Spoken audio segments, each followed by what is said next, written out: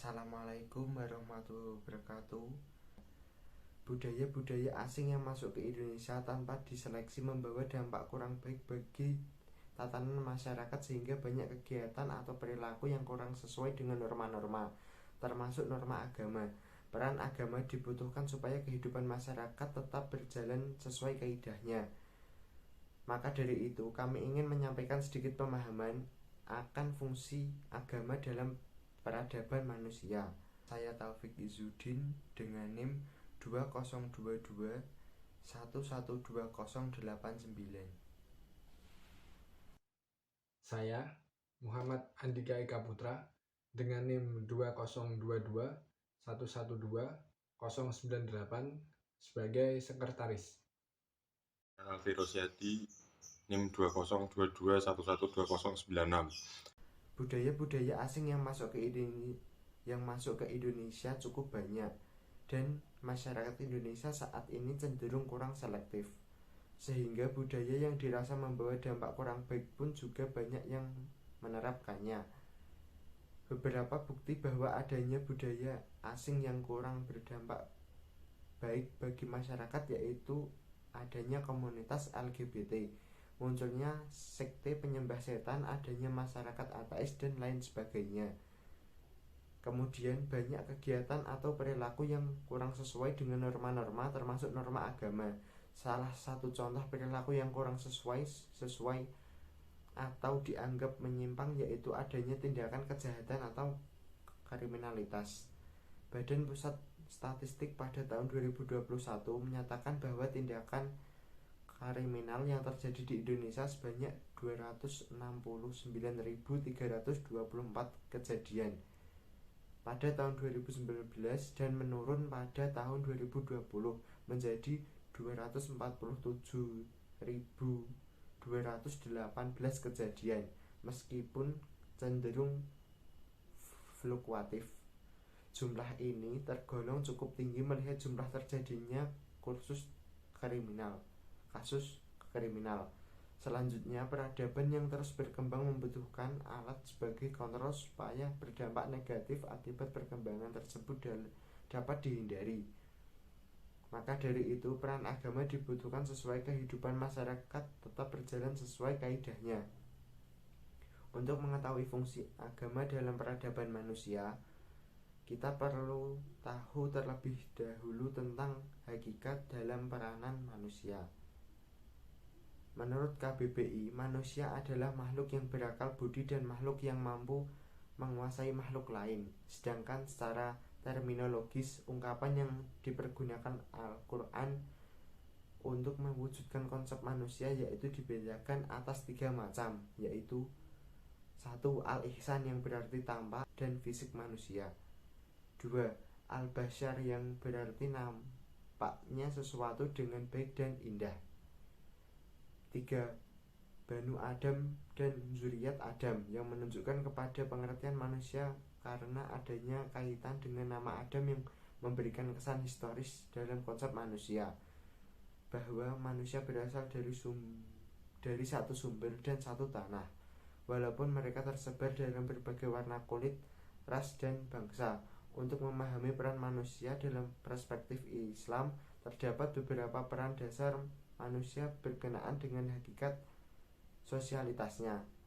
Peran pertama, istilah insan jika dibandingkan dengan istilah lain yang menunjukkan makna manusia mengandung makna peran manusia dengan makhluk yang memiliki sifat keramahan dan kemampuan mengetahui yang sangat tinggi.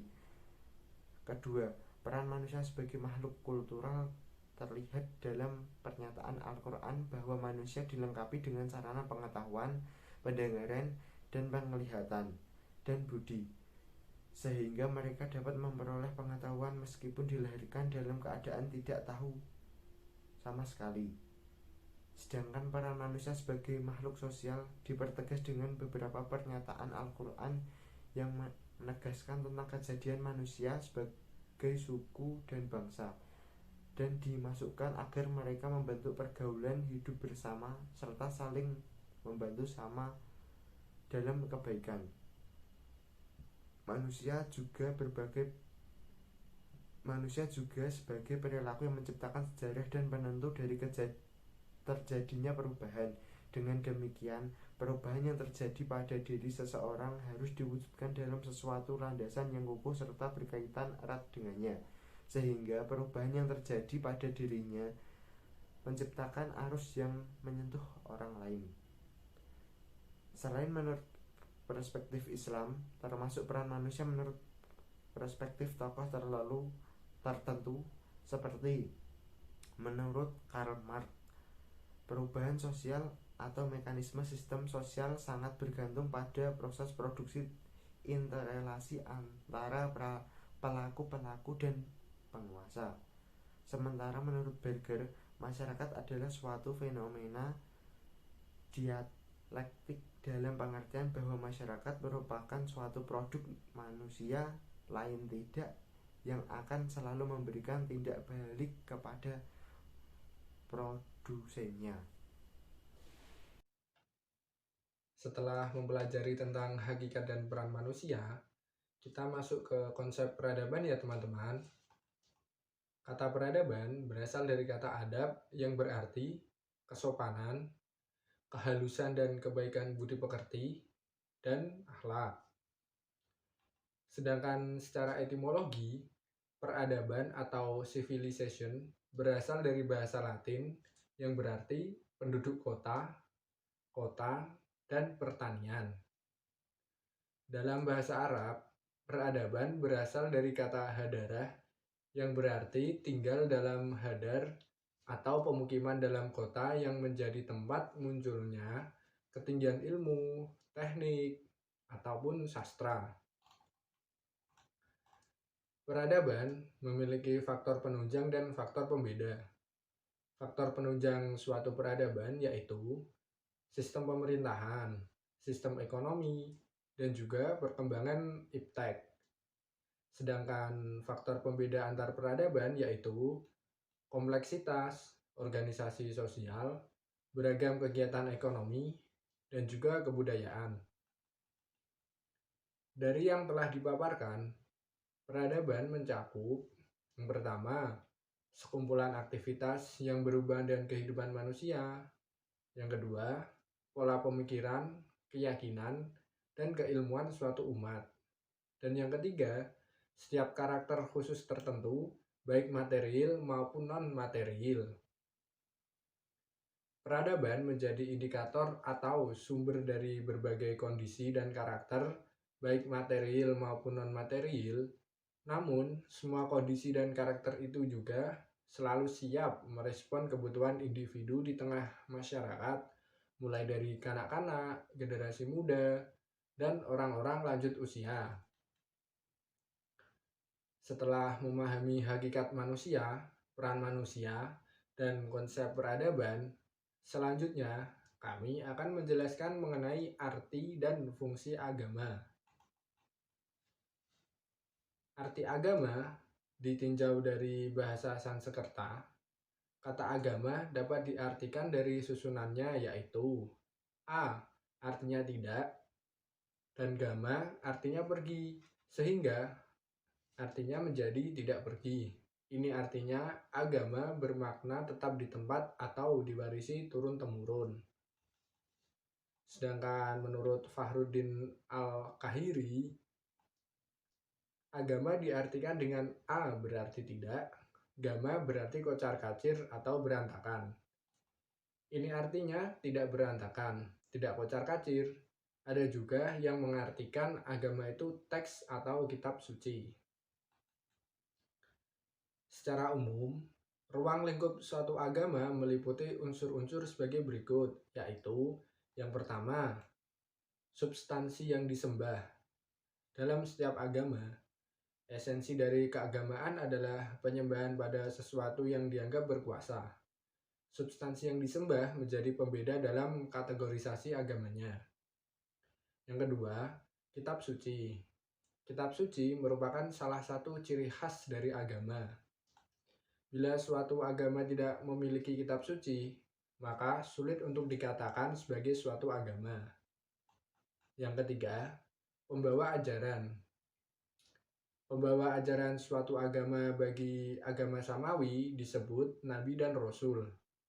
Para nabi atau para rasul menerima wahyu dari Allah dan yang menyampaikan kepada masyarakat berdasarkan wahyu yang diterimanya. Yang keempat, pokok-pokok ajaran. Setiap agama mempunyai pokok-pokok ajaran atau prinsip ajaran yang wajib diyakini bagi pemeluknya. Pokok ajaran ini sering disebut dengan istilah dogma, yakni setiap ajaran yang baik, percaya atau tidak, bagi pemeluknya wajib untuk mempercayainya.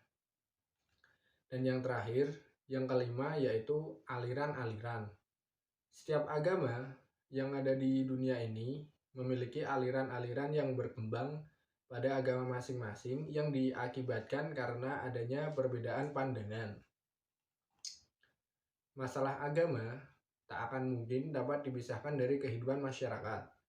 Karena agama itu sendiri ternyata diperlukan dalam kehidupan bermasyarakat, dalam prakteknya fungsi agama dalam masyarakat antara lain yaitu sebagai edukatif, sebagai penyelamat, sebagai pendamaian, sebagai sosial kontrol, sebagai pemupuk rasa solidaritas, sebagai transformatif, sebagai kreatif, dan juga sebagai sublimatif. Lalu bagaimana peranan agama dalam peradaban manusia? Dalam proses pembentukan jati diri suatu peradaban, agama memiliki peran yang penting. Pertama,